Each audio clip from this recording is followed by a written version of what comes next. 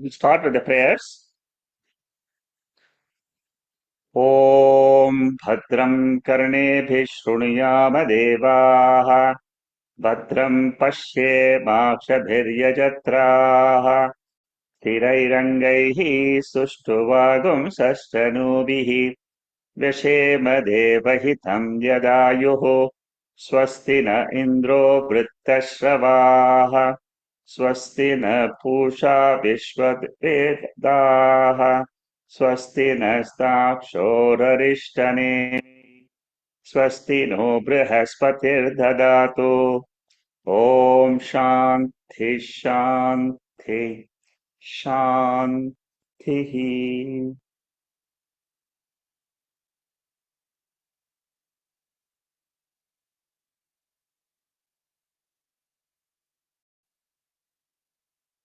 We are doing Mandukya Upanishad, the third chapter, Karika number 30. That is where we have to start today. The third chapter is called Advaita Prakaranam and a very, very important chapter in Advaita Vedanta. Here in this chapter, the non-dual Atma is seen as the substratum for the entire universe. Generally, we ask the question, who am I? This is the answer to who am I? I am the Atma, which is the substratum for the entire universe. This is the ultimate answer given by Veda. Lot of interpretation are possible, but what we are studying is Advaita Vedanta, through which we learn who am I. Today, we are going to start the 30th verse. Let me go straight into that verse. We'll first hear Vijaya checking the verse, and then we'll see how the meaning goes. अद्वयञ्च द्वयाभासम् अद्वयं च द्वयाभासम् मनस्वप्नेन संशयः मनस्वप्नेन संशयः अद्वयं च द्वयाभासम् अद्वयं च द्वयाभासं तथा जाग्रन्न संशयः तथा जाग्रन्न संशयः. Here in this Karika, Gaudapadacharya is comparing what happens in the dream state and what happens in the waking state. Dream state, as we all know, when we experience the dream, we experience plurality. But then when we wake up, we realize everything was the mind.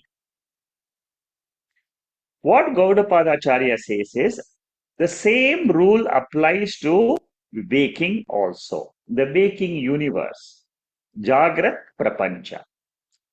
When I wake up to the non-dual Atma, called as Turiya Atma, this entire world of Jagrat, waking state, appears to disappear in Atma. Exactly like the dream world disappears in the mind, the waking world disappears in Atma. That is what he wants to convey in this verse.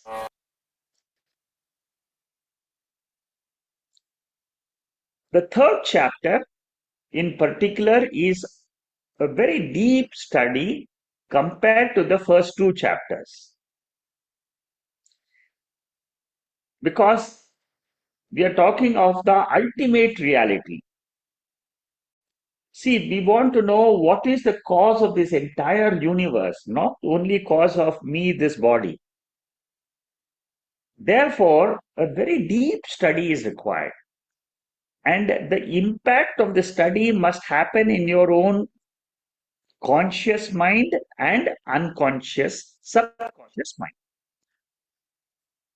The more we study the reasoning, the logic, what happens is I sharpen my intellect. All the study we are doing in this third chapter or the Bhashyam in general, Shankaracharya says it helps us to sharpen the intellect, make it focused, single pointed, so that we can have a glimpse of that Atma within us. So here, Atma projects the waking state. There is no waking state other than Atma. There is no dream state other than the mind. Try to get this comparison. Then only we will be able to glide into that Atma and the nature of Turiya Atma. Atma projects duality in Jagrat, and through Jagrat it projects duality of Swapna. So ultimately there is no duality at all is the thesis. There is only one thing, which is Atma. And in that Atma there is no plurality. So Asat Karyavada, Asat Karanavada, we have seen this in the previous session. I will skip this portion because we have already seen it. In 29th verse, we have seen all this. So in the 30th verse, what Shankaracharya does is, he says you replace mind with Atma in Karika number 29 and 30. So normally what do we say? Mind projects the dream. But then mind also is mithya. So adhishtanam for the mind is Atma. Therefore, what should we say? Atma alone projects the dream. Atma alone projects the waking duality.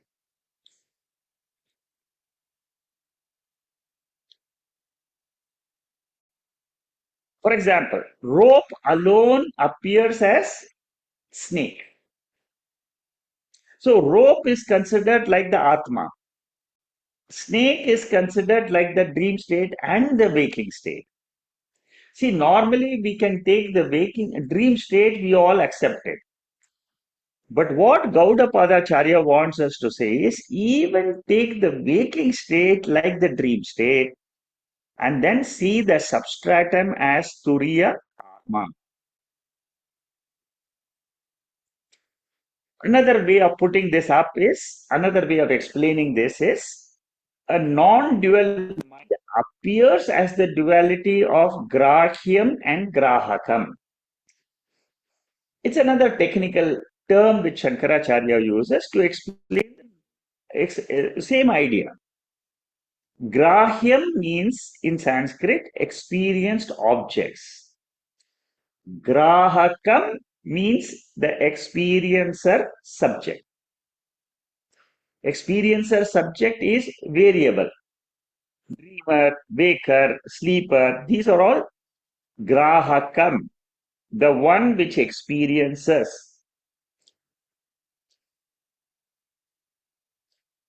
In the case of dream, the perceiver and the perceived are non-different. The dreamer and the dream world both merge and become the mind. So similarly, in the waking state also, when you have woken up to Turiya Atma, the waking observer and the waking world, they merge into Turiya Atma. What is Turiya Atma? What is the nature of Turiya Atma? Consciousness. So ultimately, what do we say? Without consciousness or Atma, there is no Anatma at all.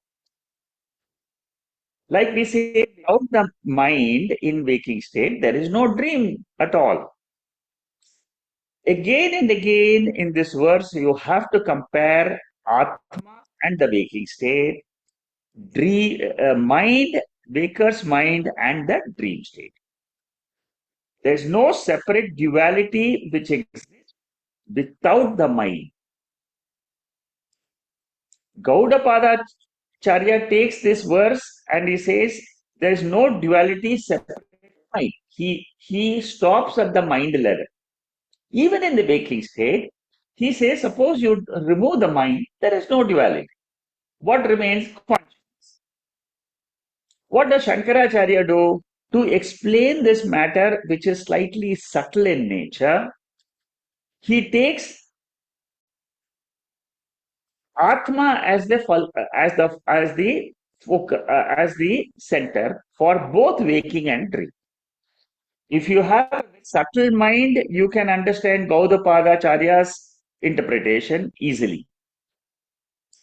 But suppose you don't have a subtle mind, you can say Atma alone projects both the waking and dream state. Conclusion is what? World does not have an independent existence. It depends on Atma. Therefore, we say Atma is Satyam and Jagat is Mithya. Like we say rope is Satyam, rope snake is Mithya. So ultimately, what do we say? Rope alone was there even when you were experiencing the rope snake. Come back to the Atma level. The Atma alone is there even when you are experiencing the waking world. Atma was, is, ever will be Advaitam. This is the central teaching of the third chapter. Okay? The introduction to the 31st Karika. In 29 and 30, we said mind alone appears in the form of dream duality and waker's duality. Now, what is the proof? Pramana. So here, a little bit of logic, Tarka language is used by Gaudapadacharya. See what is the Tarka language when you study the Bhashyam. But what we must understand is for this truth that there is no world other than Atma, what is the Pramanam? What is the proof? Shankaracharya, Gaudapadacharya says you take the logic of Anvaya Vyatireka. Anvaya means co-presence, Vyatireka means co-absence. How do you explain this reasoning? Is the explanation of the 31st verse. मनोदृश्यमिदं द्वैतम् मनोदृश्यमिदं द्वैतं यत्किञ्चित् सचराचरम् यत्किञ्चित् सचराचरम् मनसो ह्यमनीभावे मनसो ह्यमनीभावे द्वैतं नैवोपलभ्यते द्वैतं नैवोपलभ्यते.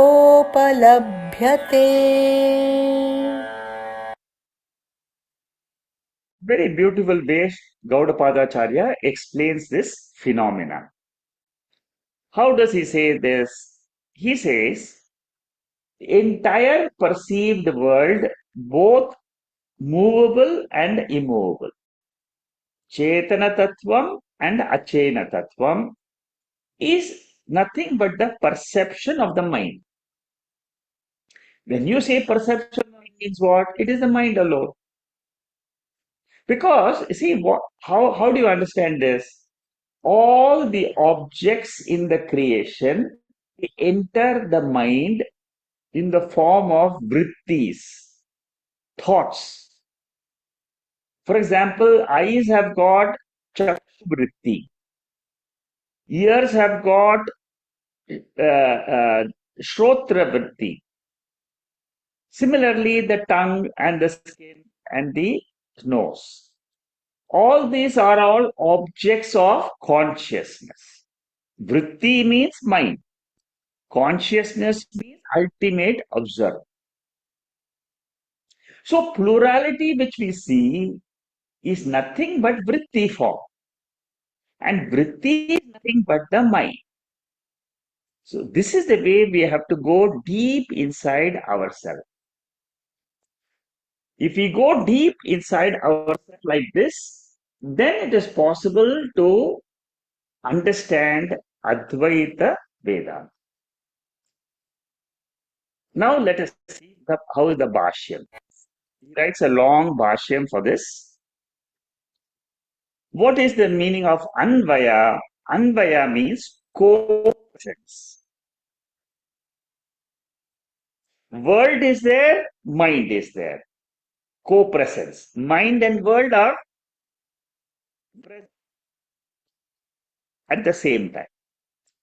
Co-absence is Vyatireka. In sleep state, mind is not there, world is not. In the sleep state, clay is also not there, pot is also not there. In the waking state, mind is there, clay is there, pot is there. So existence of pot depends on clay, existence of the world depends on mind. Mind alone lends existence to the world. If you understand the other explanation I give you at the beginning, all the thoughts are coming of the world. Our eyes are seeing form and color. It is coming in. How does the knowledge take in us? In the form of thoughts. Normally, we have this doubt in us. Most of us will have this doubt. When I go to sleep, is it the world is there experience for others? Only for me, okay, you can say that the world has gone, the world is not there. Then the Shankaracharya gives the answer. He says, for other people, the mind is awake. So they can talk of the world. When they go to sleep, the world for them is not there.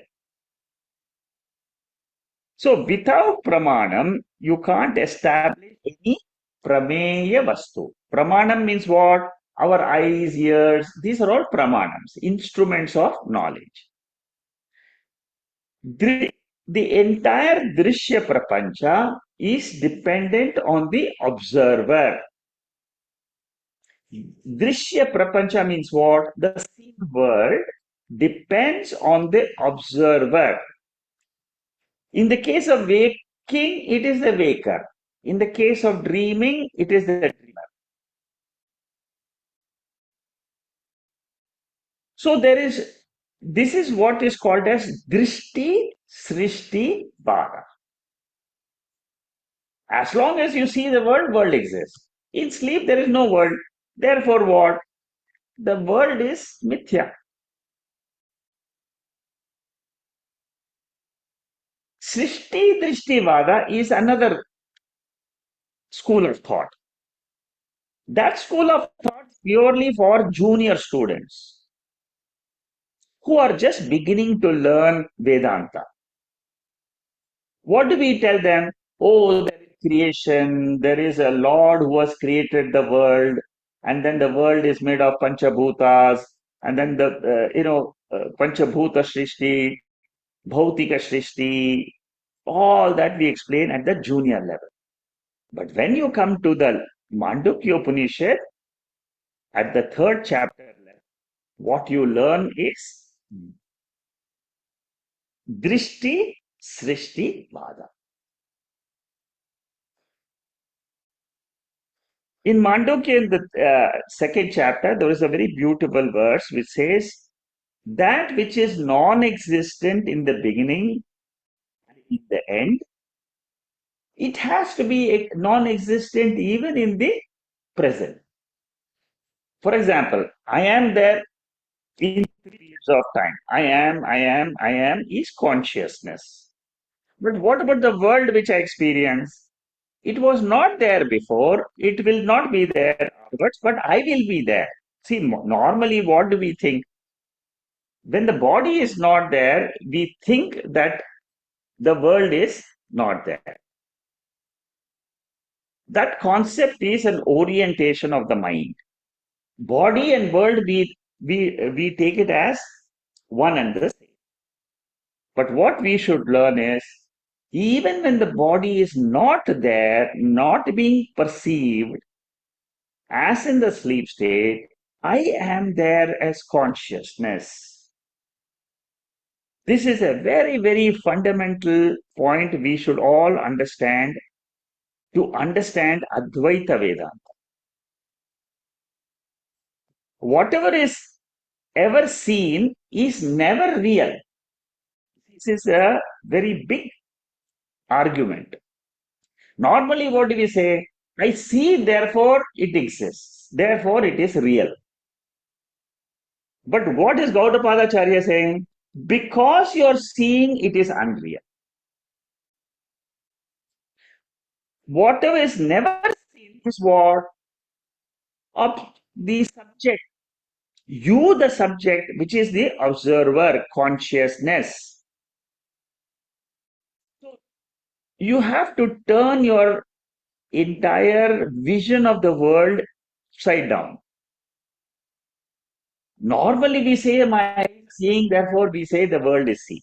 World is real. Here, Gaudapada Acharya is saying is the observer is real, observed world is mita. It comes and goes, it never exists permanently. And what about the observer? Can it be known? That will come in the next verse. But here, what it says, Gaudapada Acharya says is observer is self existent. Observer is self awareness, it is always there. I am is the awareness which never leaves us. World can be negated. In sleep, also, what is the notion I have? I am. That I am is consciousness. That I am is existence. That I am is Ananda. Very bold revelation of Veda. Mandukya Upanishad helps us to dive very deep inside our mind and then look at our real nature, which is without the body, which is without the mind, which is without world. And that is called as Turyatma, which is described in the 7th verse of Mandukya Upanishad, na anta prajnam na bhaish prajnam Shantam, Shivam, Advaitam, Chaturtham Manyante. That is what is described as the ultimate nature. Whatever is projected by the mind or Atma is basically Adhyasa. You see, ultimately Shankaracharya comes down to this Adhyasa, superimposition, because he says the substratum is consciousness. A little bit of Tarka language, logic, the language of Tarka Shastra, Shankaracharya uses in this mantra. Drishtanta is example. Hetu is reason. These are all Tarka terms. Anumanam is inference. Anumanam means inference. How do you infer something? With the help of an example and with the help of reason. And normally we say in Tarka language, first we say pratigna, proposition. What is the proposition? Here what is saying, like for example, ornaments, take the example of ornaments and gold. Can the ornaments exist without the gold? No. If ornaments are dependent vastu, then what is real then? Gold. When Dvaita Prapancha is dependent on Atma, then Dvaita Prapancha is Mithya. That is the logic which Gaudapadacharya is using here. When the mind is there, world is there. Mind aste, the class is there. Mind abhave, class is not there. In sleep, there is no class. In sleep, what happens? No mind. Therefore, what is the cause in by which I experience this particular class? Mind. So this is called as Anvaya Vyatireka logic.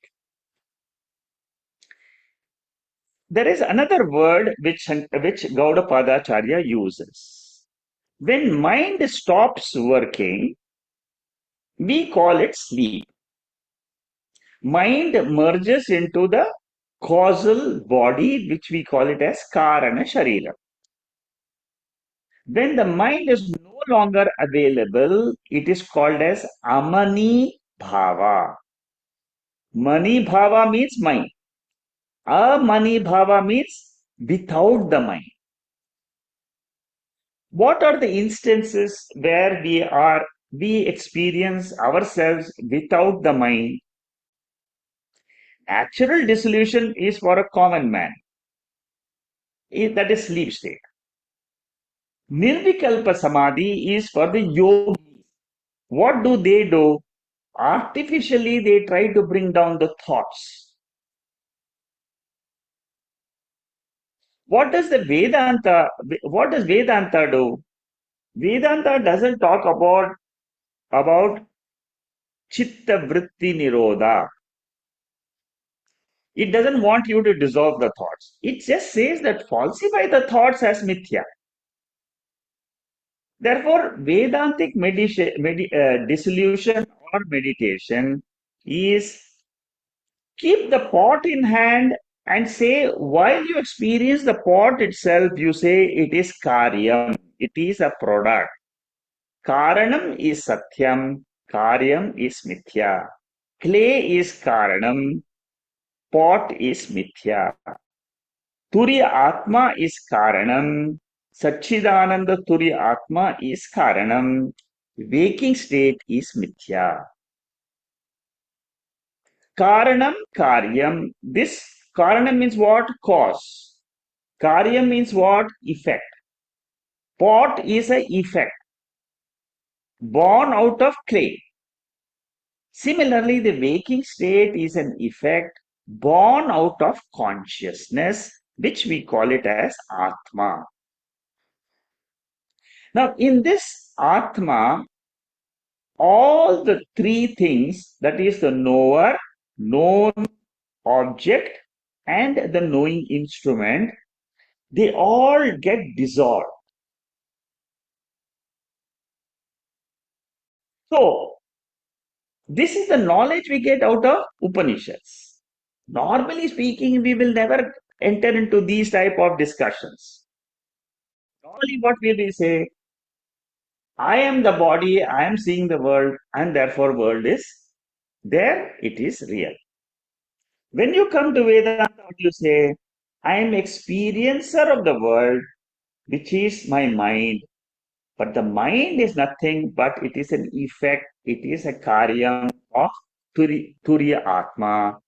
So even when have the ETU, I'm sure all of you remember ETU. It's a very fundamental thing in Mandukya Upanishad.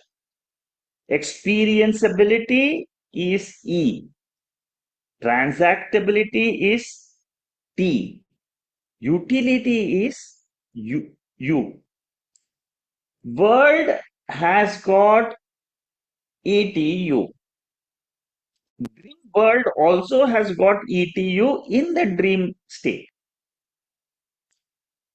Even when there is ETU, I should say that experienced world is mithya. I am the Satyam, which is Turiya Atma. That is what Gauda Padacharya wants us to understand from this bhashyam. Shankaracharya says Chaitanyam has got two types of adhyasa. We have this is the superimposition. You can study adhyasa in two places. Brahma Sutra beginning, it is called adhyasa bhashyam. Second place you can study adhyasa is Vichara Sagara, where you talk about artha adhyasa and jnana adhyasa. Adhyasa means what? It is superimposition, like pure crystal and red flower. Red flower is superimposed on the pure crystal, and what do I experience? Red crystal.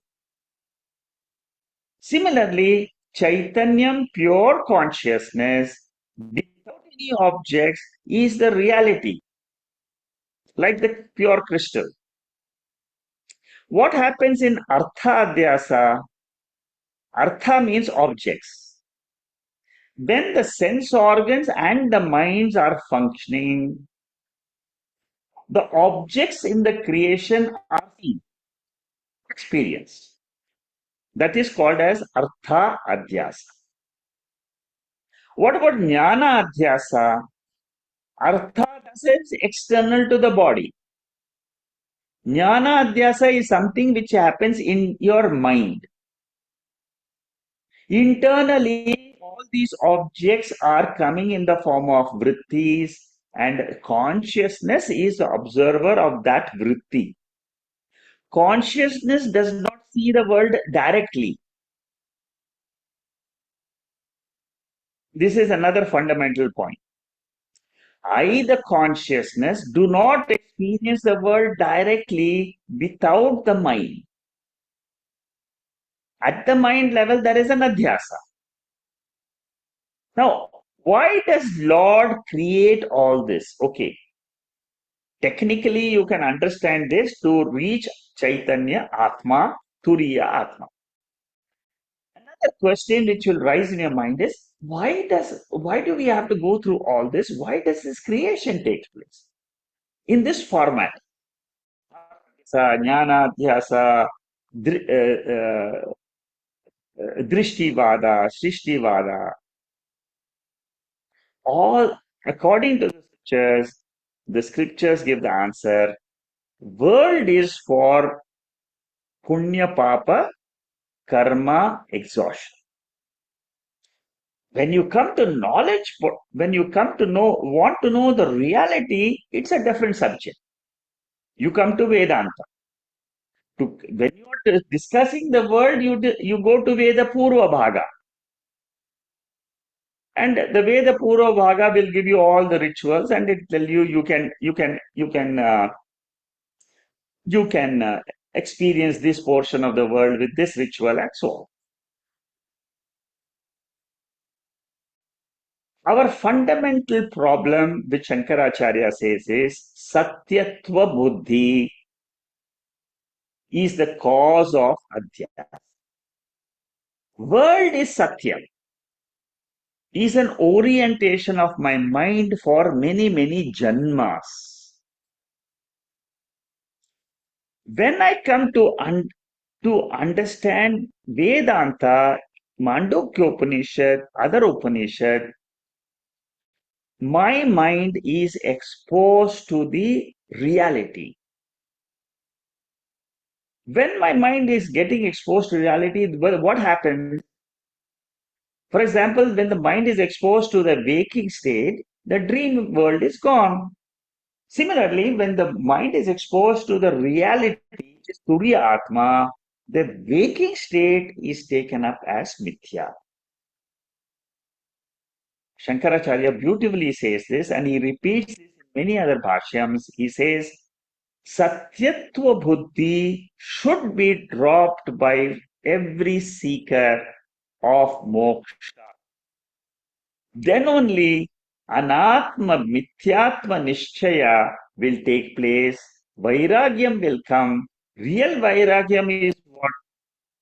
Knowing that the world is Mithya, it is an unreal experience. That's all. See, Mithya means what? It is there. For experience, it is there. But in reality, it is not there. For example, 500 rupee denomination notes are fake notes because it is demonetized. There is no use. Similarly, there is no use with the world as long as we can earn money, enjoy certain things of life. Go ahead, but don't attach satyatva buddhi to the world. Is the ultimate teaching. Arjuna in 6th chapter of Bhagavad Gita in the 34th verse, he says, Chanchalam hi mana Krishna pramati balavadridham tasyaham nigraham manye vayoriva dushkaram. This mind is very, very strong and very, very feeble, turbulent, restless. Even though it is restless, but it is strong. You see, suppose it is restless and I can just ignore the mind, then the mind is not effective. But I am not able to ignore the mind. Very difficult to control the mind. It is like controlling the wind. The wind moves in this direction, another direction. Who can control the wind? To Arjuna, what is the teaching given in Bhagavad Gita? How does one control the mind? Asamchayam mahabaho manodurnigraham chalam abhyasena tu kaunteya vairagena cha grihyate. Two methods are taught to control the mind, which is so restless. One is abhyasa. Abhyasa means what? Repeatedly practicing the thought and the Atma. Whatever the mind is doing is anatma. I can ignore it if possible. This is one method. Second method is dispassion, vairagya. Because of the knowledge of Atma, I get dispassion from the world which is mithya.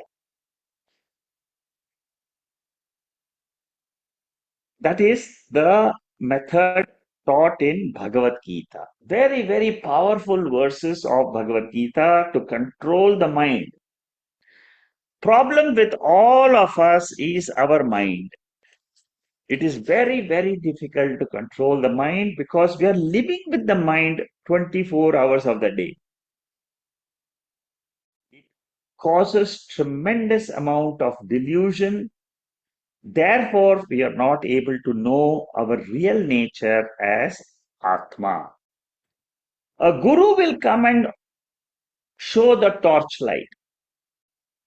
Come on, look at your waking state. That is, the whole waking state is nothing but the mind. Dream state is also mind.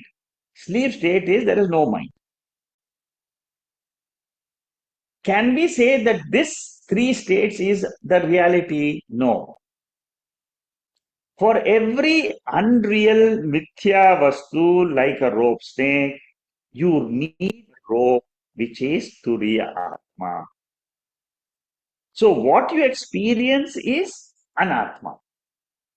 The experiencer is Atma, Turiya Atma. Shankaracharya throughout the Bhashyam in all the Upanishad Bhashyams uses Shruti, Yukti, Anubhava.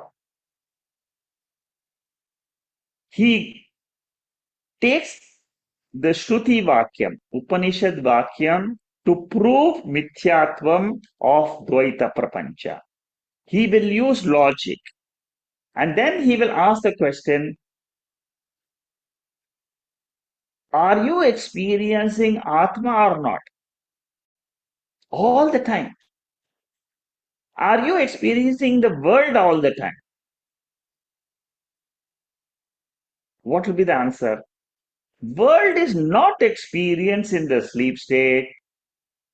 This dream world is not there in the waking state. Waking state in a waking world is not there in the dream state and the sleep state. Therefore, ultimately, mind is the karanam for the experiences of the Jagrat Prapancha and the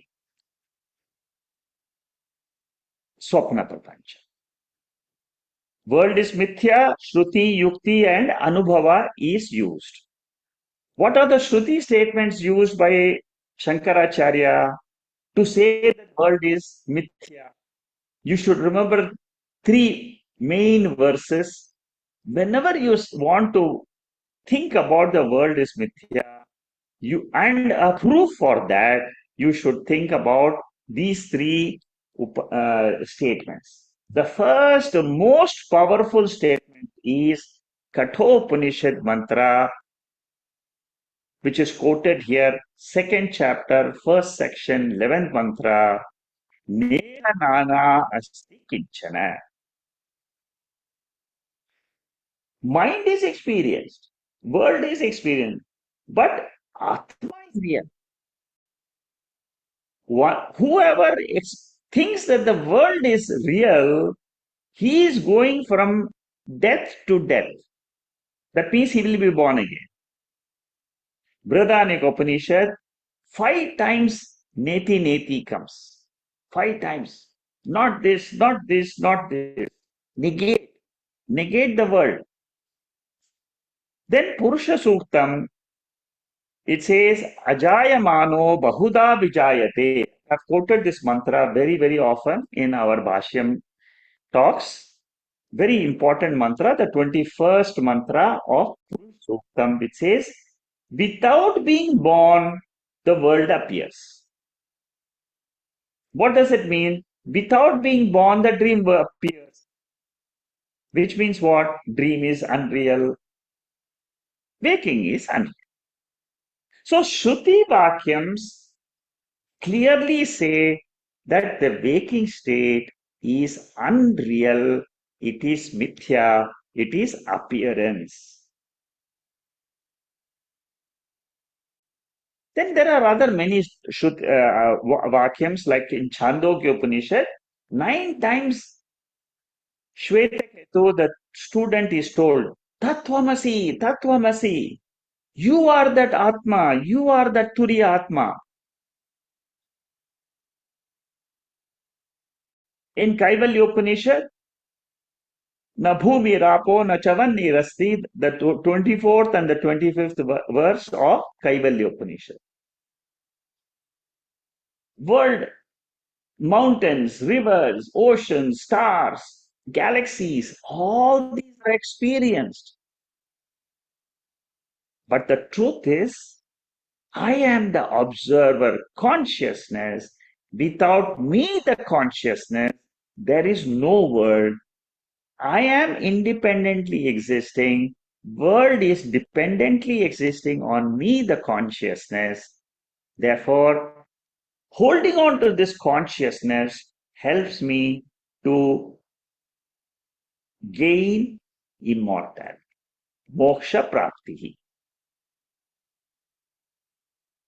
So, yukti we have seen, logic we have seen, and in the second chapter, Gaudapadacharya uses two words to prove mithyatvam. For those who have done the second chapter, may remember these two words. World is mithya because it is drishyam. It is anityatvat. Drishyatvat was Shankaracharya's reason. Anityatvat was Gaudapadacharya's reason to show world is mithya. Anityatvat means what? It is not nityam. Nityam means it is not permanent. It disappears. The world disappears, the sleep state. So ultimately, conclusion is what? World is experience, but existence of the world presupposes knowability of the world. Without a knower consciousness, Turiya Atma, the galaxies, the stars, the planets, the entire Dvaita world cannot exist. So, what is the ultimate truth? Observer consciousness is the ultimate truth of the entire universe. In moksha, there is no physical destruction of the mind. Jnani still has a very beautiful mind. What does his mind look like? He says the world experienced is mithya and I am satya. These are the two things which he is aware of. And because of these two conclusions which his intellect has made, he is a jnani. And what are the benefits of being a jnani? Advesha sarvabhutana maitrakaruna eva cha nirmamo nirahankaraha samadukha sukhakshami. A jnani is one who is nirmama and nirahankaraha. Why? Because he thinks he is the Atma. Ahamkara is coming and going. Ego I is experiencing the world. Sometimes it experiences a movie, it experiences a cricket match, it experiences some nice dance program, musical program, beautiful sights in Switzerland. So many things. That is ahankara, I. Which a jnani also has, but then he doesn't give much importance to it. What he has done is manonashaha. Manonasha means what? Understanding mind is only an empirical reality. It is not an absolute reality. What is absolute reality? Naiva kinchit karomi yukto manyeta tattvavit pashyan shrinvan sprishan jikran ashnan gachan swar panchasan. Fifth chapter, eighth and the ninth verse. All these things are happening at the anatma level. Breathing is happening, seeing is happening, hearing is happening, sleeping is happening, eating is happening. But all that is mithya. It is experientially there, but it is vadaha. There are four meanings, there are four terms which are used in Sanskrit language for negation of the word. One word is called badaha. The second is mithyatva nishchaya. The third word is abhasi karanam. And last word is upamardhanam. These are the four words Shankaracharya uses again and again in his bhashyams in different Upanishads to show mithyatvam of the experienced world. Brahma Sutra has got an adhikarana, chapter, a topic. It is called Abhava Adhikar. There are 4 or 5 sutras in it. I have just quoted the 4 or 5 sutras just for those people who are keen to know how Mithyatvam is dealt in Brahma Sutra. See, all these are all ideas which are taken up by Shankaracharya in his commentary. He says this is also said in Brahma Sutra. It is also said in Mandukya Bashyam, second chapter, na nirodho na chotpatti, na baddho na sadakaha. We have seen this mantra in the second chapter, 32nd verse. Very, very important verse of the entire Mandukya Upanishad, I would say, where it says, there is nobody in bondage, there is nobody who is uh, who is a seeker. Everybody is already Atma, but that is not known to us. Now, in Brahma Sutra, two chapters are very tough, difficult to understand. The second chapter, second section, second chapter, third section. In Brahma Sutra, because those are all completely logic driven sutras.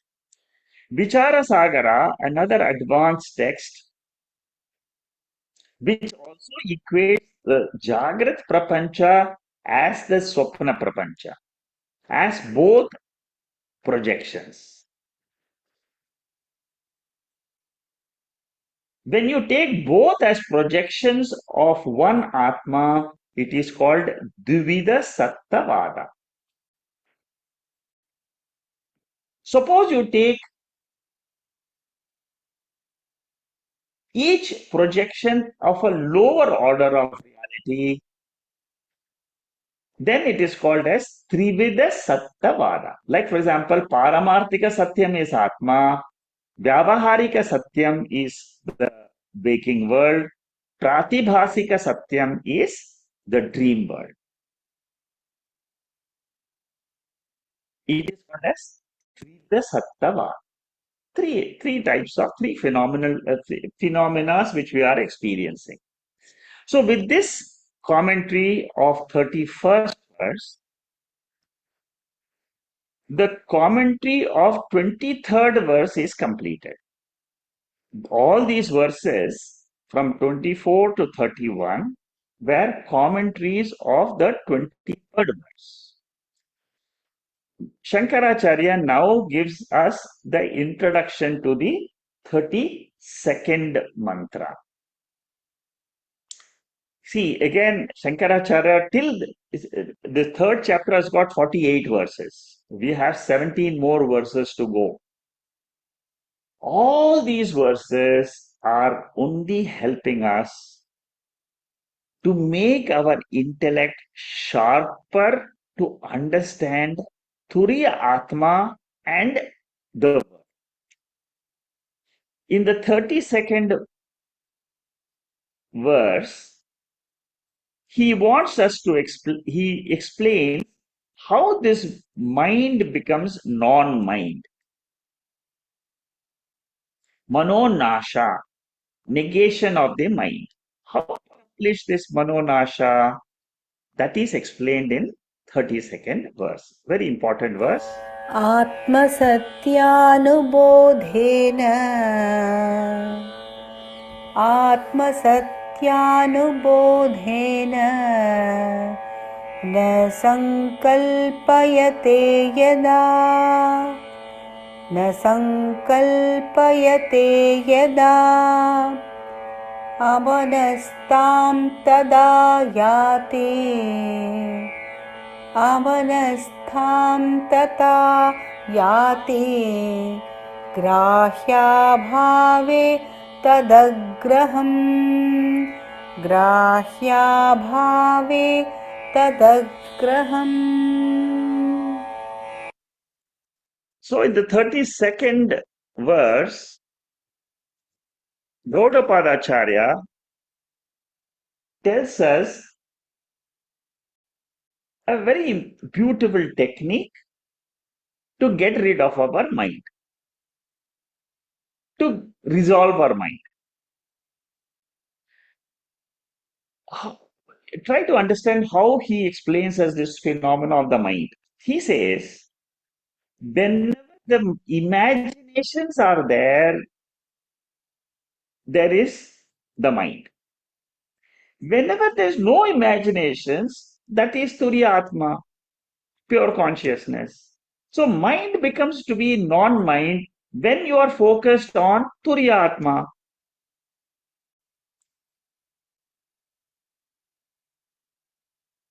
So when you are able to keep asserting that I am the Atma, I am the Turiya, then the cognition of the world of objects becomes less and less.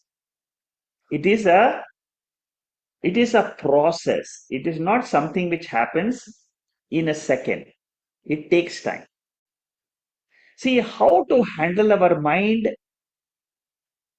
Bhagavad Gita 6th chapter is the best chapter telling us everything about the mind.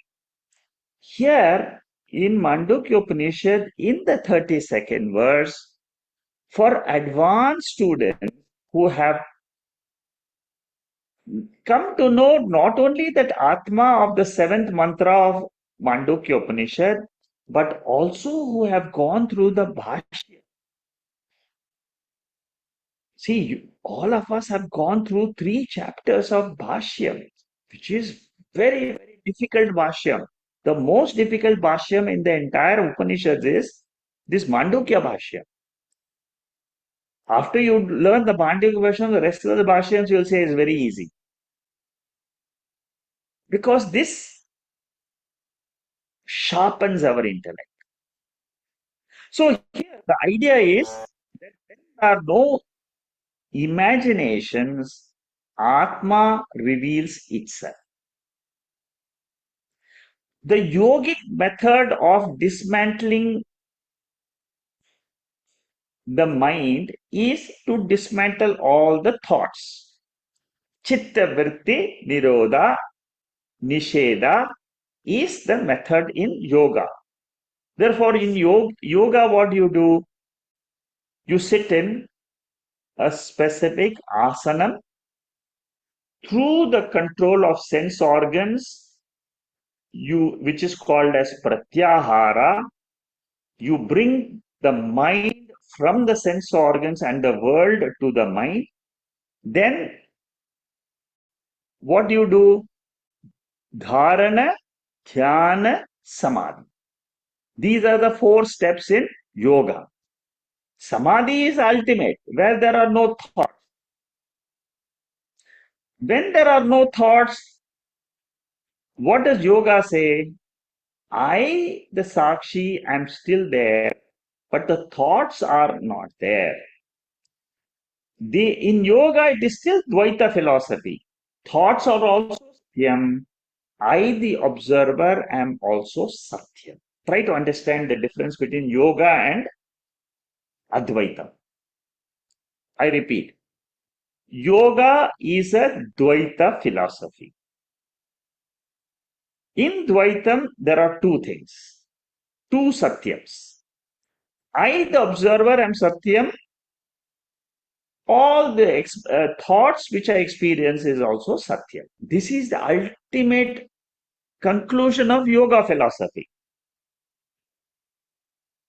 Patanjali Yoga, which Shankaracharya refutes in Brahma Sutra. What does Advaita Vedanta says? What does Shankaracharya says? He says, observal alone is Satyam. Thoughts, mind, word, sense organs, body, everything is Mithya.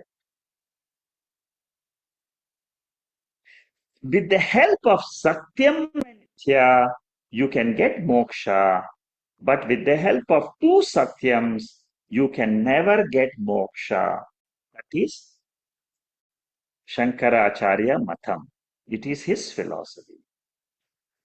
So mind on destruction will only go to unmanifest condition. But unmanifest condition will manifest again. For example, when is the mind an unmanifest condition? Before the birth of the body, mind is there, but it is in unmanifest condition. After the birth of the body, mind becomes manifest. While you are living in a body, mind becomes unmanifest in the sleep state. When the body is dropped, mind goes into unmanifest condition after the death of the body. So mind has got manifest, unmanifest, manifest, unmanifest conditions. That is what we call it as samsara. Whenever mind is manifest, we experience the world. Mind is a karyam. World is a karyam. How do we know this? Again, Shankaracharya will only use Shruti to say that mind is karyam, is a product. एतस्मात् जायते प्राणः मनः सर्वेन्द्रियाणि च खं वायुर्ज्योतिरापः पृथ्वी विश्वस्य धारिणी. Kaivalya 15th mantra, which says that mind is born, prana is born, world is born. All this is nothing but product. What is unborn? Consciousness, which is karanam, which is satyam. In Chandogya Upanishad, it says yatha somya mrit mritpindena sarvam mrinmayam jnatam. With the help of clay, you can know all the parts. With the help of Turiyam Karanam, you can know the inner world. Karanam and Karyam are very important fundamentals of Vedanta. You must know Karanam means like clay and pot. Clay is the Karanam, pot is Nama Rupa. Name and form only. World is only name and form and function. In Brihadaranyaka Upanishad, this is that. So content of all the objects of thoughts is consciousness, Chaitanya. It is Chaitanya which is appearing in the form of thoughts. Thoughts are appearing in the form of world. Thoughts are anekam, anityam, mithya. Atma, Turiya Atma is nityam, ekam, satyam. Atma satya anubhodena mano anityatva nishchayaha. By saying that Atma is Satyam, you can negate and say mind is Mithya. And that mind which becomes Mithya is called as Mano Nashaha. It is not a destruction of the mind, but it is only understanding of the mind, which is extremely important in Advaita Vedanta. We never say destroy your mind. We only say understand the mind. How does the mind become manifest, unmanifest, manifest, unmanifest? But for this manifest, unmanifest, there has to be a substratum. Like dream is manifest, it goes into unmanifest condition. But the substratum mind must be there, waker's mind must be there. Similarly, for the waker's world, there is Atma, which is the substratum, which we know by Neti Neti in Brihadaranyaka Upanishad. So the Pramata, Pramanam, Prameyam means knower, knowing, and the known objects, knowing instrument, and the knower. All three put together is Jagat. Is the word. It is available for experience. They rise from Atma and they resolve into Atma. Where does it say that they rise from Atma? Bhagavad Gita, 9th chapter. Maya tatidam sarvam jagadabhyakta murtina mastani sarva bhutani nachaham teshvavastitah. I told you these two verses of 9th chapter, 4th and the 5th verse, Shankaracharya uses this about 25 times in the entire Mandukya Bashyam. Therefore, these two verses are worth by hearting and keeping at the back of our mind to show that the world rises from Atma and it resolves into Atma. Shunyavadin says there is nothing. Advaitin says there is Turiya Atma or Brahman, which is the substratum. That you should remember. When we negate everything, don't say nothing is there. Many people, they stop with Vedanta after they They say that, when I negate the waking state, dream state, and state, there is nothing, and then I know Atma. No, you should never stop like that. Bhagavad Gita says, Nasato vidyate bhavaha, na bhavo vidyate sataha. The one who knows both existence and non-existence, he is the one who knows the reality. Yanisha sarvabhutanam tasyam jagrati sayami. When the jnani is awake, the ajnanis are sleeping. And when the ajnanis are awake, jnani is sleeping. Advaita was, ever will be there. That is what is called as Amani Bhava. Atma Satya Anubodha. Anubodha means repeatedly thinking that Atma is Satyam, world is Mithya. Atma is Satyam, world is Mithya. This is Turiya Jnanam. Mritika eva Satyam. Clay is real, pot is unreal, dream is unreal, waker is real, waker is unreal, Turiya Atma is real. Yoga Shastra also has got sutras. I have quoted one of the sutras here, which says, in Nirvikalpa Samadhi, you abide in Atma, which is Atma is our real nature. Yoga talks about Dvaita Atma. Many Atmas are there, many Jivas are there, many Atmas are there. What does Advaitin say? There is only one Atma. All Jivas are nothing but the same Turiya Atma. Anu means it is a prefix. Atma Satyam Bodha. Repeatedly taking Atma as Satyam, you make your mind Amani Bhava. Amani Bhava means you negate the mind. Badaha. Cognitively, you know that they are factually non-existent, but they are experientially existent. ETU of the world is there. Vedantic meditation is to entertain a thought, Aham Brahmasmi.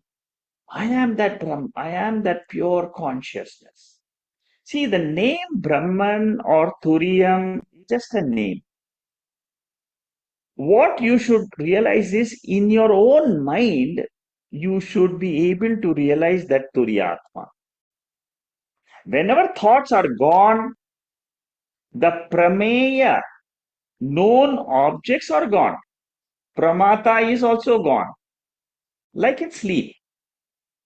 When the pramata, prameyam, and pramanam are negated, what shines is na anta prajnam, na bahish prajnam, no bhayata prajnam. This consciousness shines. The three knowers, waker, dreamer, sleeper, are relative knowers. What is the ultimate knower? Ultimate knower never is a relative knower. It is always ultimate knower. It is consciousness. In consciousness, there is no tripoti. What exists? Consciousness alone exists. The next few slides are revision of 32. I have already done this. So, grahya grahaka bhava is just one of the terms which is used.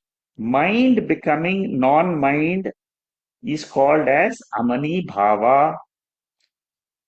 Amani bhava is to show world is non-world, world becomes mithya, the entire experienced world, when it is negated badaha, that mind which does the badaha is called as amani bhava. In Drikdrishya Viveka, it is very easily understood. Asti bhati priyam rupam namachetya panchakam. Existence, consciousness, and bliss. That's the nature of the Drik, which is the observer. Understanding that the world exists only in the form of vrittis is seeing the world correctly.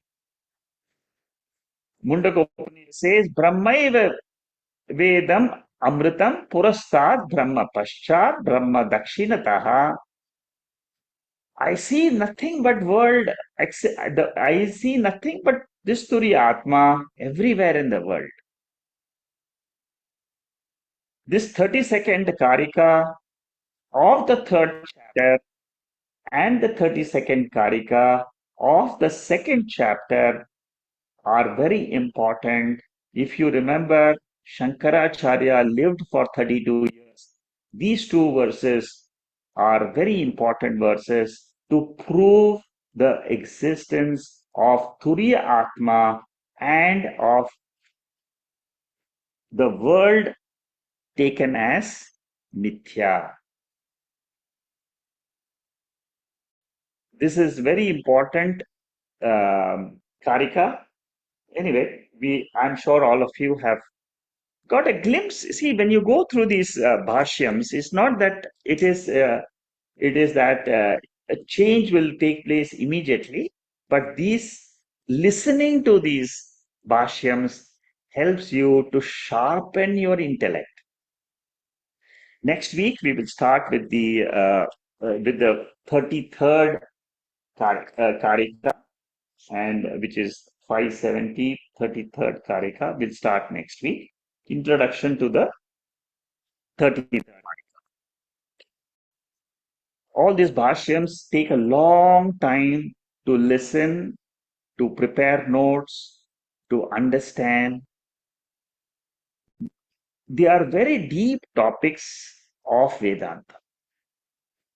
Nowhere else you will find such a depth of Vedanta like you see in Mandukya Bashyam. And it is something the Bhashyam can be understood by a seeker, but it requires a lot of patience. Repeatedly, you have to come on every Sunday for 2, 3 years. We have started this almost 1.5 years ago, Mandukya Upanishad. We are doing the second year, and it takes time. But it helps us to understand the Veda correctly. With this, I will close today's talk. Oh,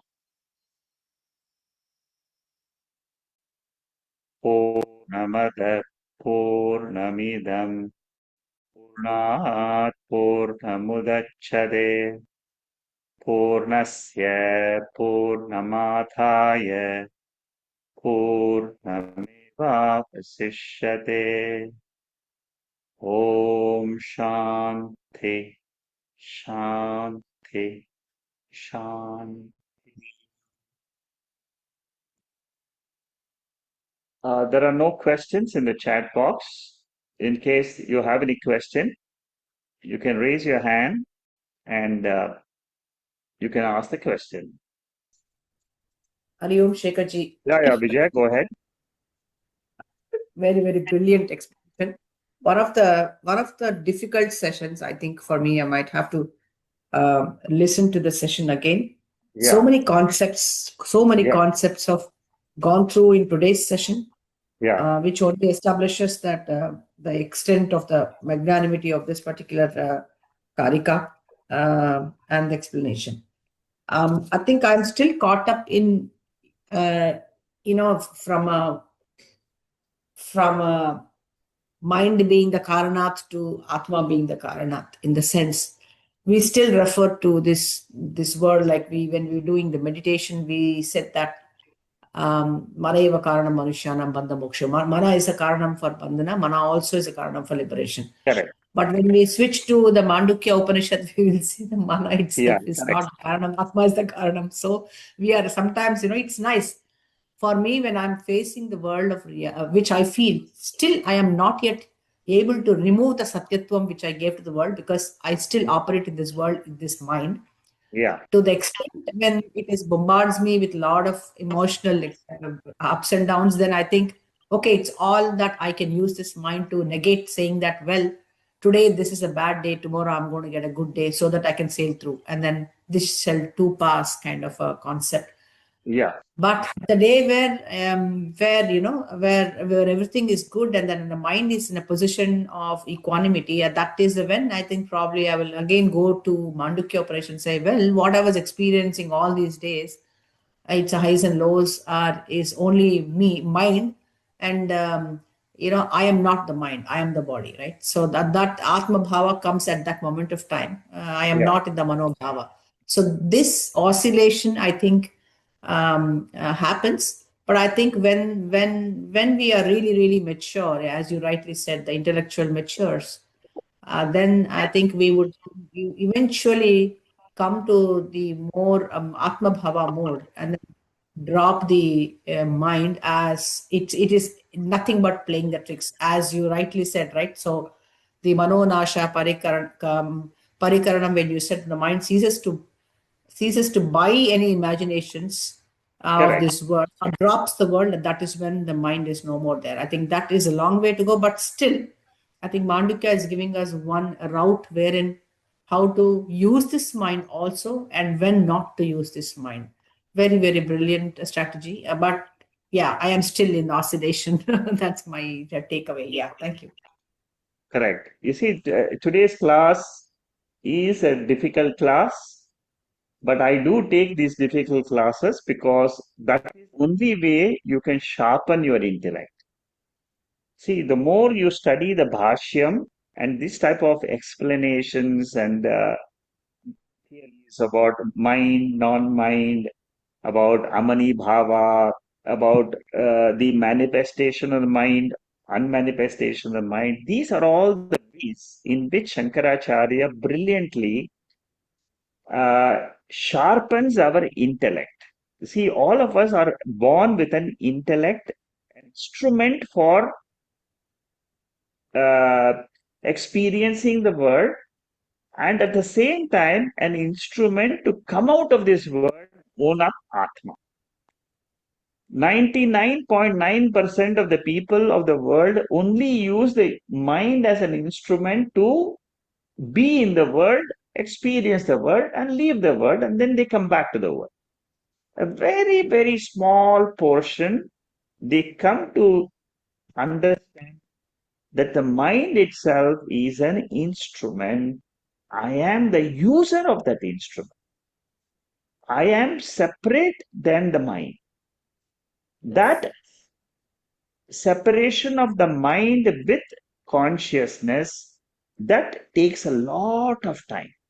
It takes purity, it takes years of repeated listening, and it is only listening to the scriptures will clear this doubt in me that I am not the mind.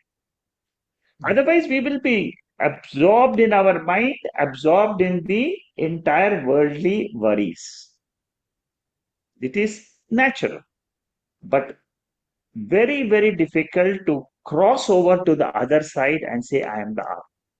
But these are the karikas which help us to, first of all, understand that there is something called as Turiya Atma, which is the consciousness, which is the ultimate reality. See, one thing is to know consciousness is the ultimate reality, awareness is the ultimate reality, knowingness is the ultimate reality. Another thing is to know that I am that consciousness, and the body mind is a part of anatma. See, this takes time. Good. I think, Vijaya, what you have said is an experience of a lot of people. Our emotions, they take us away from this reality into the Vyavaharika world. Every time we fall from our true self to the non-self, which is Anatma Ahamkar. And Shankaracharya in Kathopanishad gives us a clue.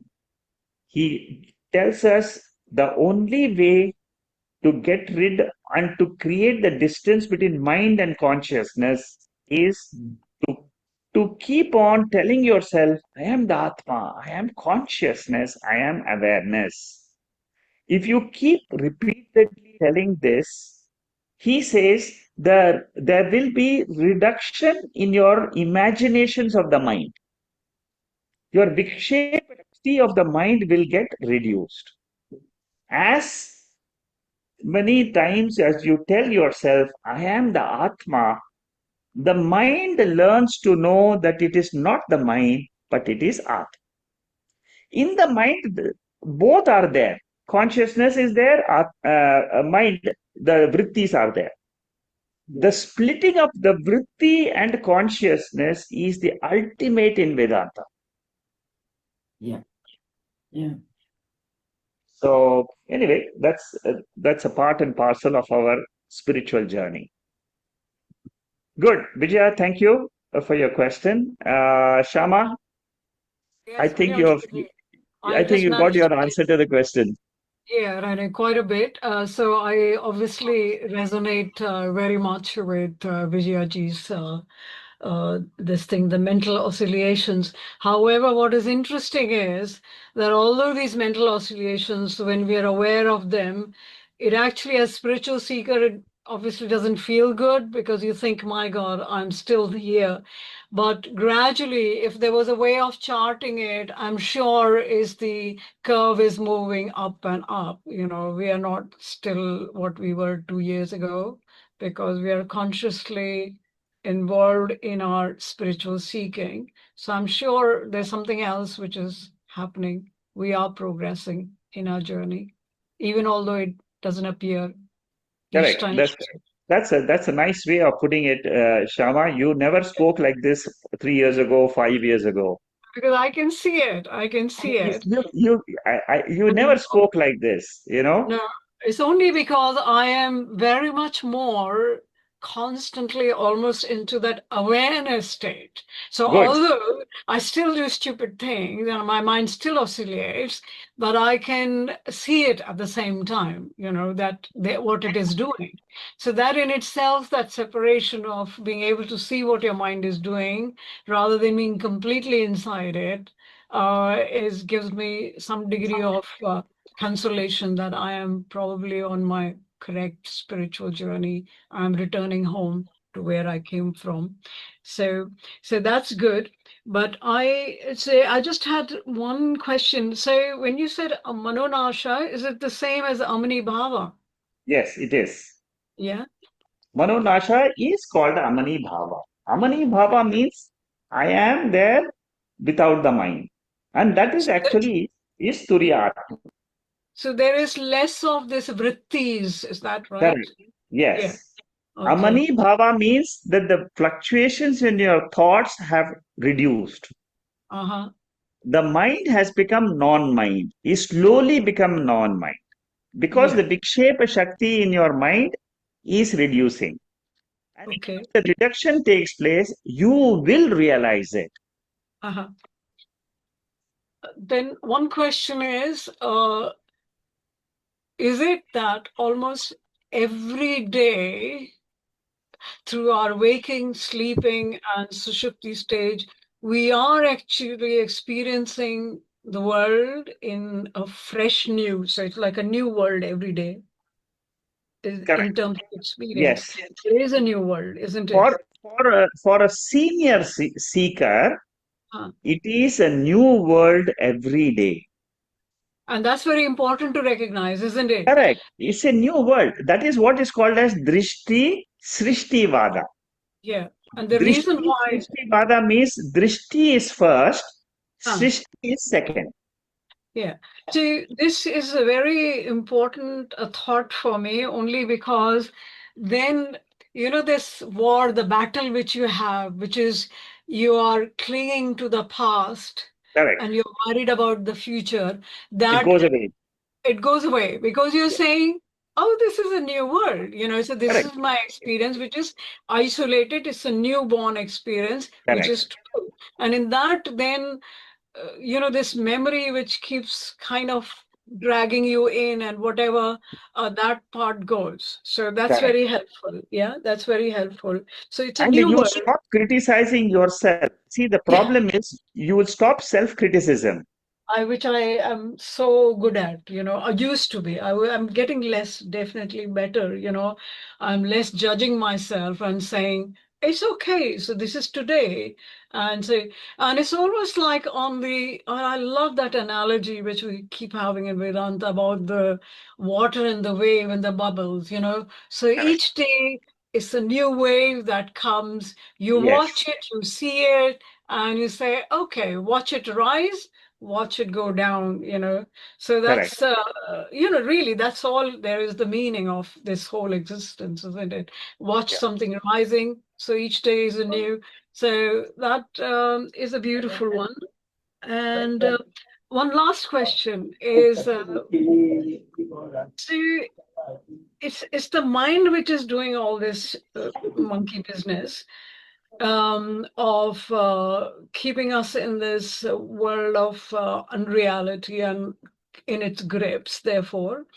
Um, what is directing the mind? Is it the Chidabhasa? So the more the Chitta Shuddhi, the more it is having less hold of us? Correct. You see, what happens is the chit never experiences the world. It is consciousness, it alone is. Chit means consciousness, it alone is. So Chid that part is something, abhasa, yeah, the chit abhasa means it is a reflection of that consciousness together with the mind give us the experiences of the world. correct, correct. Like the moonlight. Moonlight doesn't depend on the light of the moon, it depends on the light of the sun. The moonlight discovers that my light is nothing but it is light of the sun.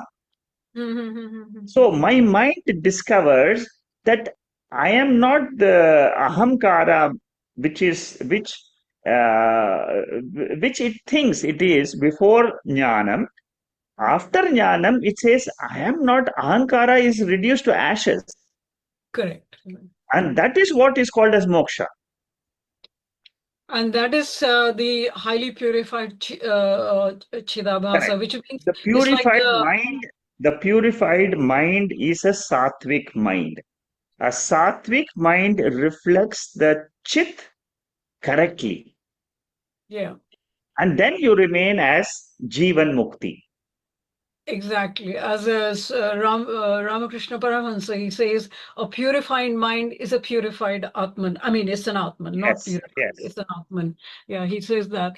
So really, literally, where is the location of this Antahakarana, the Manas, Buddhi, and Chitta and Ahankara? Which kosha is it located?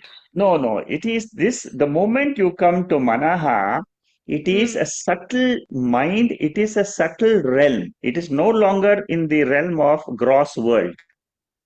It is a subtle world. There are three worlds. Gross world is of the gross Annamaya Kosha. Okay.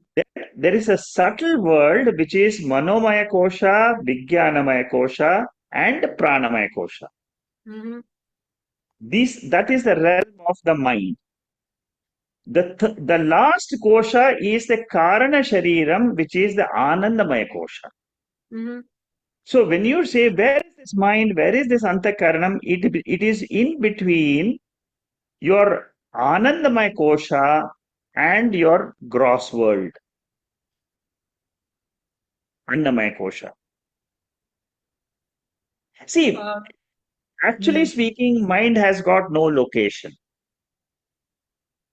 Antakaranam, when we say, it is a karanam. Karanam means it is an instrument Okay, got it. Yeah. It is an instrument which is attached to the gross body. Bahya Karanam means the legs, the hands, which are, the which Bahya Karanam means external organs of action. Right. So it's better to see this through the Shariratraya Viveka rather Correct. than the Yes. Panchakosha Viveka. Because Correct. Panchakosha, then you start trying to find where is it. Very difficult. Yeah. So Do it makes sense. through the Shariratraya Viveka, gross, subtle, and causal. Okay, got it. Karanam, Antah Karanam. Now the penny drops. I get it. Thank you. Thank you so much. Thank you very much. Thank you, Shama. Nandu, you have a question? Yeah, Hariom sir, excellent session.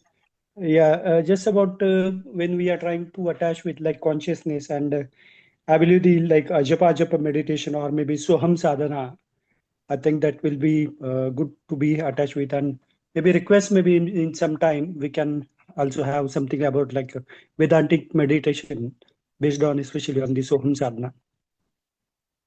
You see, Soham sadhana is a very high level sadhana, and not many people can do it for a long period of time. You see, you need a full knowledge of Atma, and you have to dwell on the Atma's nature continuously. When you say Soham, Soham, I am that, I am that, I am that. When you say that, I am that, that should have a meaning for you in your mind. And that means Atma. Your mind should not think of anything else but that Atma which is Triputi Hitam. There is no Triputi at all. There is no knowingness at all in Soham. In Soham sadhana, there is no knowing of the world. There is no knowingness at all. You have dropped the knowingness and you are in your Swarupam, which is consciousness. It's a very difficult meditation. Not many people can do it. Only sannyasis, they are able to do it because they are soaked in that. They are absorbed in that Soham Bhavana. I will try to take it sometime, but let's see. Is it that because as long as we are at all identified as an embodied being, yes, cannot actually transit into that consciousness? You see, Soham Bhavana, Japa, Ajapa meditation, this requires a tremendous control on the Vikshepa Shakti of your mind. Many people don't have that focused, one-pointed, single, concentrated mind. Therefore, I don't take Soham meditation. We still go around Atma Bhavana, but Soham Bhavana is the ultimate, where you just say continuously, what is Soham Bhavana? Again and again, remembering my nature as Surya Atma, as the reality. Finished. You don't talk about anything else. You don't even use neti in that, because neti will bring the world, and then you're trying to negate world. Your Soham means it is ultimate absorption, which is called as Samadhi, which is the highest in Vedantic meditation. As you meditate more and more, you yourself will be able to do this. You see, what happens in Soham meditation is, you yourself will be able to glide into that nature and you will realize it.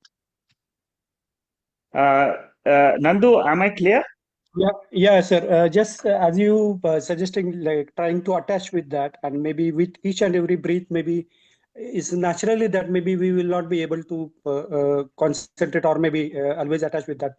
But whenever you get like a reminder, maybe try to get. I will just try to put like my thoughts, and maybe you can correct me.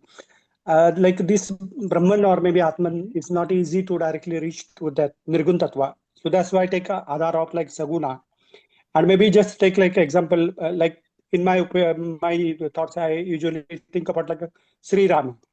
So when I will take a breath, that will be Rama. And when I will exhale, that will be Sri. And Sri we usually say as a like Maya. And that Maya we are going to leave, whereas that Atman we are want to be with us. So something like trying to work on that way. Sri Ram, something like that. And you can just correct me. And this is just like my thought. No, what you're doing is correct. You see, Soham, it can be done in Saguna form or Nirguna form. What I told you just now is the Nirguna form. Saguna form is done by yogis. Saguna form is when you start focusing on your breath. Inhalation, exhalation. Inhalation, exhalation. So, inhalation. Hum, exhalation. So, hum, inhalation, exhalation. Your focus is on the breath. Breath controls the mind. Mind and breath are interlocked. They are interlinked. As you control your breath, so you will control your mind. When you focus yourself on the breath, when you say so and you are focusing on the inhalation, and then when the exhalation, the breath comes out, it is hum. This is one form of meditation in yoga. Another form of soham is what you said. When you say so, you talk about Rama, then you talk about his features, his Sri Tattvam. It is the Maya Tattvam of Ram, of the Ishvara hum. So there are different forms of this. In whatever way you have been taught, you can do it. Continue doing that. Ultimate Soha meditation is Tattvamasi. I am that. The Saguna form is a stepping stone. But the ultimate is I am that. For that, you should know Vedanta inside out. You should be a Vedanta 100% for the ultimate Soha meditation of which is I am that consciousness, Turiya Atma, which is what I would recommend to do. You can do other meditation of Soham, of breath, Soham as far as the breath is concerned, is Saguna form. On the other, on the name form, chanting the word Rama Rama again is another form of Soham. These are all different methods. Am I clear, Nandu? Yep. Thank you. Thank you, sir. Good. Thank you. Yeah, Vijay, you still have a question? No, I was just trying to kind of get a grip on the question which was asked by Shamaji on what propels. She said, who's the one propelling for us to be, kind of getting this mind to act this way? Manayeva Chanchalam. I think the Vikshepa Shakti is due to our own raga and dveshas, right? So our own desires which are tangled with these two tentacles called raga and dvesha. If we do not have these two aspects, then the thoughts wouldn't come. The generation of thoughts is because of our own fear and worry and anger due to some dislikes and likes, which are probably vasanas, as you call it, but that's what it is. So when that's the reason why all the shastras tell us to become desireless. That could be the root answer for negating the vikshepa. Once you negate the vikshepa, then two problems or one problem of the maya, which is vikshepa, goes away. Then avarana is anyway your mula avidya that goes away by doing this shruti yukti anubhava by doing the Shravana Manana Nididhyasana. So the root cause of the Vikshepa, which is the major part of the worry of our working out with the mind, is to rule out the Vikshepa. That's by going to this fundamental question as to what propels me to do an action is the my raga and dvesha. And then how do I really sit and ask this question as to why this is truly coming? Because I either have a fear or either have a frustration or an anger due to my like and dislike. So when I try to analyze this, I think I'll try to set that aside, and that's when my desires try to kind of cascade down, and then they lose the power over the grip of the mind. That is what I thought I would probably add on to Shamaji's question. Thank you very much. Thank you, Vijay. Thank you, Vijay. And I just remembered, I think Shekharji mentioned in the last class, janati ichchati yatate. Yeah. Yes. So really what I know, and as we continuing to do more of Vedanta, so our janati part is actually refining to a very good degree. And so our ichchati raga deshwa related ichchati will also decrease by the same way. And so, yes, there is a possibility of all your actions will be literally only nitya or niyata karma, nitya karma. So we will be doing only our obligatory duties, not the karma and karma related and forgetting the karma phala tyaga. So in other words, we are not accumulating more. Yeah. So it really, thank you, Vijayji. It actually helps to clarify. Yeah. Even those karmas we understand is actually done by the Prakriti. It's not even done by us. That's how it ends in the end. That is true. This, very, very true. Increasingly, I realize who is doing it, or is the Prakriti which is making me do this, making me do that. And I just unnecessarily poke my head inside and say, oh, I've done it. See, all the thoughts which we experience are the conscious thoughts. They are erupting out of our unconscious mind, which is what we call it as vasanas. Raga and dvesha exist in the form of the karana sharira, which is vasana oriented. The moment it comes to our at our mind level, it pushes the body into action. See, the moment the thought comes, I must go. Immediately, I must go shopping. I must do this. I must do that. That the pressure of the vasanas is what ultimately causes more sorrow, more anger, frustration in the world. It's a cycle. But cycle starts from where? It starts from avidya, kama, karma. The avidya portion is our non-understanding of Turiya Atma. If I understand I am Turiya Atma, that avidya is gone. That avarna shakti of Maya is gone with the help of jnana. Then what, as Vijaya said, as your raga devesha goes, your vikshepa shakti goes away. Then ultimately you are jivan mukti, because your whole life is only this avarnam and vikshepa. You're tackling at the root cause level, then you are able to function. All this happens due to jnanam only. Due to atman jnanam, all this is understood by the mind, and then the mind itself says, now I have understood all the tricks which I have played is nothing but it is the rajoguna of Prakriti. Prakriti is ultimately cause of all the actions, and I am not the Prakriti mind. I am the consciousness which is being reflected in this mind, and then it drops the mind and it becomes non-mind. That is the ultimate success of a jnana. Anyway, very good analysis between Vijaya and Shama. Bharat, you wanted to add something? Namaste, Shakaji. Am I audible? Yeah, go ahead. I had a slight technical question, and then maybe just an observation, and I'd appreciate your comment on it.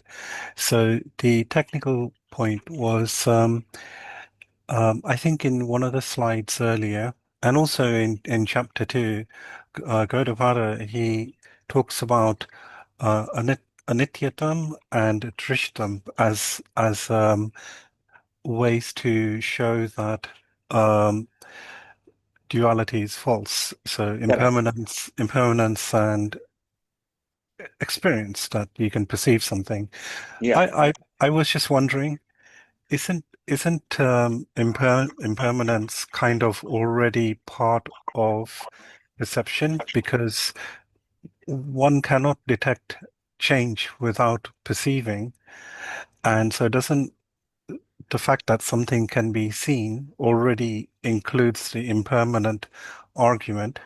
And also impermanence implies time, it assumes time, and whereas perception is something that's able to experience time. So I was just wondering, why does Gaudapada and Shankara describe two things, impermanence and perception, when in fact I was just wondering, maybe perception would be enough. Okay, let me answer that first. See, the anityatvam is given by Gaudapadacharya. Right. Okay. Drishyatvam is given by Shankaracharya. Now, ultimately, you are able to perceive Drishyatvam much more easier than Anityatvam. When you say Drishyatvam, Drishya means it is seen. Every seen experience requires a seer. So Shankaracharya uses a easier method to explain Advaita. He said, because we are all junior seekers, we are, for us to understand Anityatvam of Gaudapadacharya is very, very difficult. But Drishyatvam itself can be understood as Anityatvam, which you have said, which if you can do it, very good. But the two methodologies, one given by Shankaracharya is Drishyatvam, because I'm seeing something, perceiving something, it is unreal. So, Shakaji, are you saying that Drishyatvam, seeing, because there's quite a lot of feedback here. I was just wondering, is that because the fact that seeing is ultimately dualistic, whereas impermanence, noticing impermanence, there's no duality in that. That the fact that it's like the anityatvam is that sense of presence or changeless being, which is actually could be quite difficult to appreciate, if that's the right word, and therefore seeing is something which is much easier. I'm here and I see the laptop, I see it. So therefore it's an easier way to reach that notion of timelessness, something which is eternal, but it's not changing in time. Is that why then Shankara is using seeing as a way forward? Okay, let me explain to you in another form. Yeah. Drishyatvam involves the sense organs and the mind, Manomaya Kosha and the sense organs. Impermanence, Nityam Anityam, is a concept of the intellect which is a higher than the mind, which is Vijnanamaya Kosha. Using mind is easier for a seeker than using the intellect, where intellect has to see what is real and what is unreal. In Drishyatvam, it's easier for the mind. Oh, because I'm seeing. Normally, people will say, because it is seen, it is real. But what Shankaracharya says is, If I'm seeing it, it is unreal because it's a perception of the sense organs. It is not consciousness. Consciousness is much, much, much more behind than the sense organs and the world. So Drishyatvam is more to do with the mind, Manomaya Kosha, and Anityatvam is slightly in a higher plane. And see, because it is Drishyam, you're saying it is Anitya. Right. Drishyam, because it is seen, you are saying it is Anityam. Any seen thing is Anityam. Anityam means what? It is not, I'm not seeing it permanently, I'm not seeing it changelessly. It is always changing. Anityam means changing. Drishyam means seen.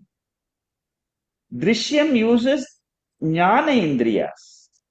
Anityatvam has to use the intellect, buddhi. Buddhi has to be involved to know it is impermanent. What is permanent is Atma. That is at a slightly higher level. See, these are all concepts which are only explained to show that world is mithya. If your mind is able to use drishyatvam is mithya, finished. That is enough. You can even say bhautikatvam and say it is mithya. Everything is made of panchabhutas, it is mithya. Or you can say it is agama pahitvam. It is coming and it is appearing, disappearing. That is another methodology. So bhautikatvam, drishyatvam, savikaratvam, all these are all different methodologies. Whatever your intellect is able to accept easily, follow that. Thank you. Clear? I think yes, very, very, very clear. I think the what you said about intellect as opposed to mind, I think that was really, really good. Thank you. Thank you. You had a second part to the question. This Yeah. was one. Oh, right. Okay. The second part. Thank you. The second part of the question. It wasn't really a question, but just an observation that the you know, like this whole aspect of chit and chidavasa and the mind, we're identified with the mind and we think there's a objective reality, but actually you can't actually validate the independent existence of an objective reality, and all that's being experienced is mind. But then using this impermanence, anityatvam, and drishyam, that in itself kind of forces us to question our identification with the mind, and that because you're almost I, again, maybe my words are incorrect here, but you're almost challenging the very identification you have with mind. But then the fact that you can actually challenge your identification with mind is a strong indication that you are something beyond mind. And if that's the case, then all those experiences or thoughts that one gets in their mind. So, the desire, the anger, delusion, greed, all of these things which are explained in chapter 2 of Bhagavad Gita, I think it's around about verse 60 or something, or 63, I can't remember. But prior to that, Lord Krishna is explaining this ultimate reality which we all are, which only is. And so using both of those and these kind of tools of Anityam and Drishtam, we can shift that identification away from mind. I'm not sure whether I'm making a lot of sense. I was just wondering what your thoughts are on that. Yeah, anytime you are challenging your mind means you are the Atma. Because what can challenge the mind? It is only consciousness which can challenge the mind and say that whatever the mind is perceiving, whatever the mind is emoting, emotions which are coming rising in the mind, the only thing which can challenge the mind is consciousness. So it is ultimately consciousness which says that the objective reality is not the ultimate truth. That happens at the intellect level. You see, at the intellect level, only you will be able to finally hold on to the truth. The intellect, at the mind level, it is always full of emotions. Tomorrow morning, as soon as you get up again, you'll be swamped with emotions. Like Shama is saying, I'm just swamped and lost with the emotions in the world.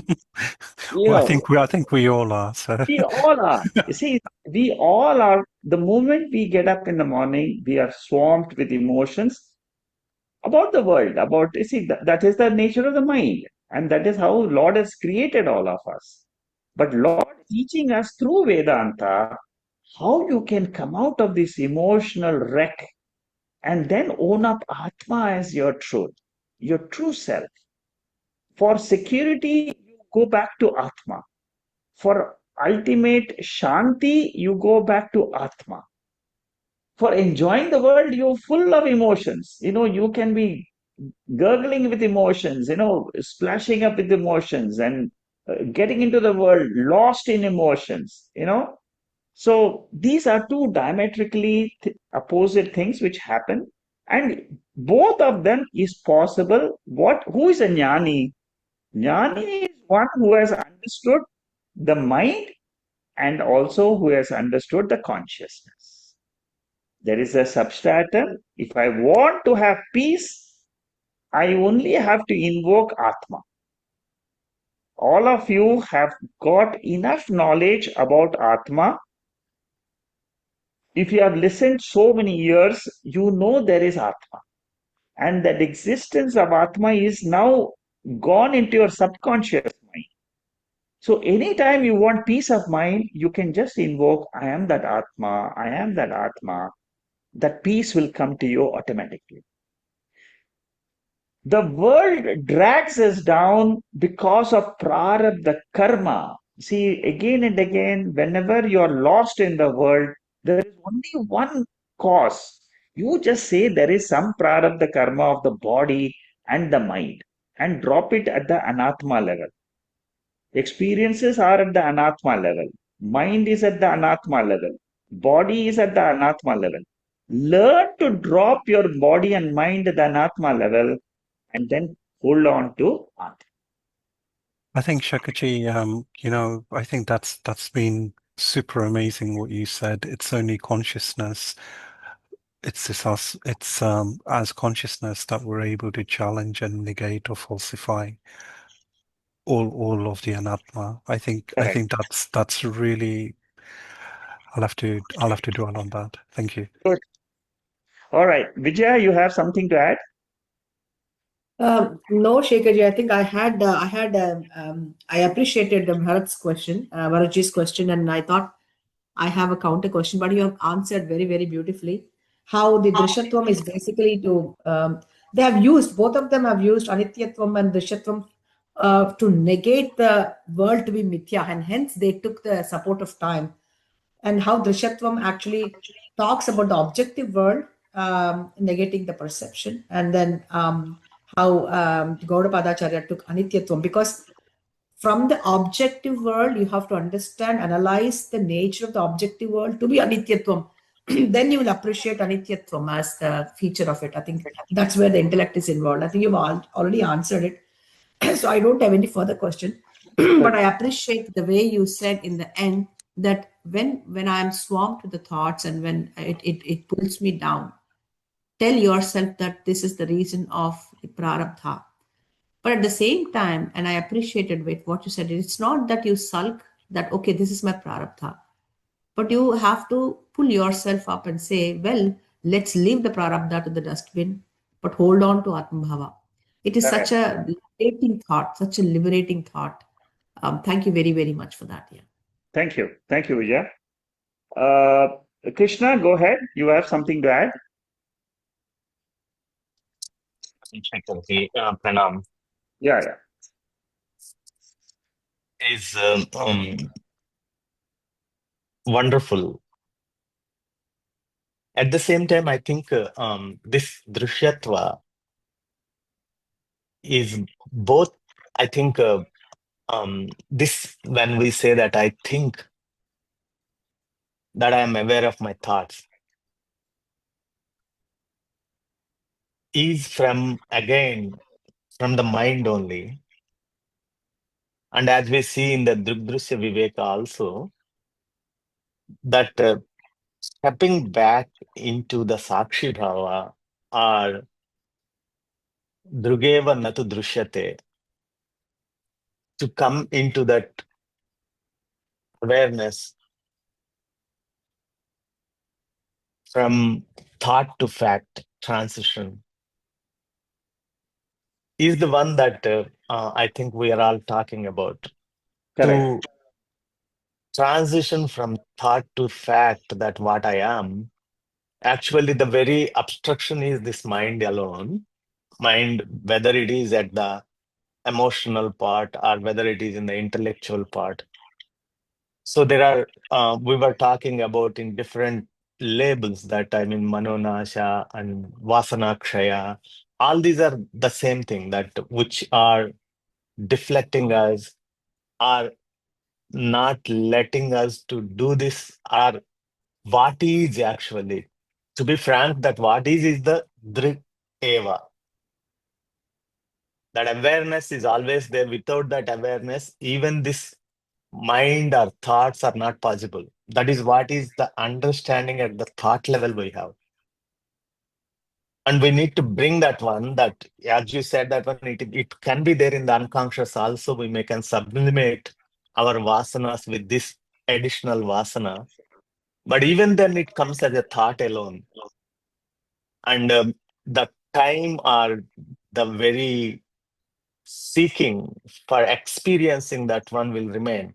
I mean to say, this state is not to be experienced. It is not a verb. It is the noun. That transition is, I think, by being that, as you said, that I think, you know enough about Atma and you need to drop this Anatma. In fact, to be Atma is knowing that there is nothing to drop.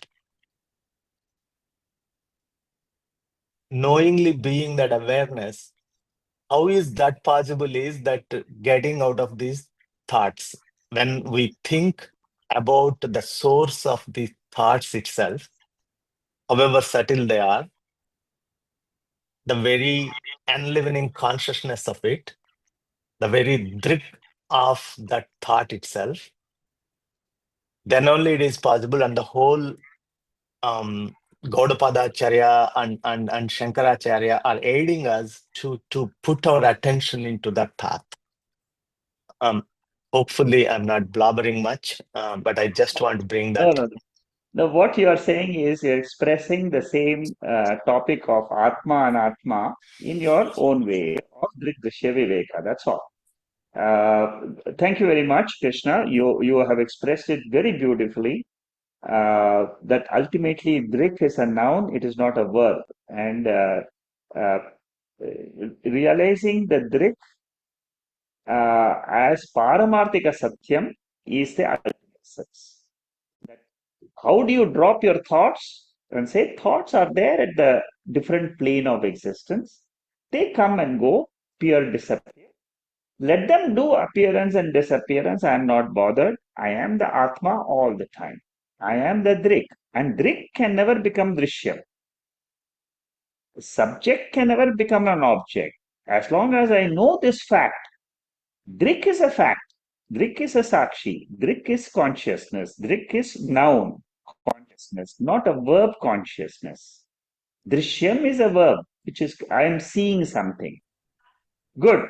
Your thoughts are extremely deep. I appreciate your knowledge on the subject. I know unless you have such a deep knowledge and you have meditated on these things a lot, otherwise you cannot explain it in the way you have explained it. Good. Thank you, Krishna. Hari Om, sir. Thank you. I think we had a very long session today and a lot of question and answers, very, very brilliant questions. And see, as the questions come, the answers flow in from so many people. I'm sure all of you are very advanced seekers because these are all topics we are discussing at a very different level.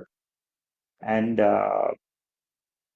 it is a beauty of Mandukya Bashyam, which tells us about Anityatvam, Drishyatvam, and through these prakriyas, we are able to go deeper. See, the beauty of this Bashyam listening is that it helps my mind to sharpen. With a sharpened mind alone, you can know this Atma. Otherwise, my mind is a very gross instrument. You see, that Shankaracharya makes it extremely clear in Kathopanishad Bhashyam. He says you listen to these talks, listen to these explanations of Purvapakshi and Siddhantin and debates and all that, only with the objective, I am making my intellect sharp. That's all. Good. Thank you. Namaste. And we'll again catch up next week. Thank you, Shakaji. Thank you, Bharat. Thank you.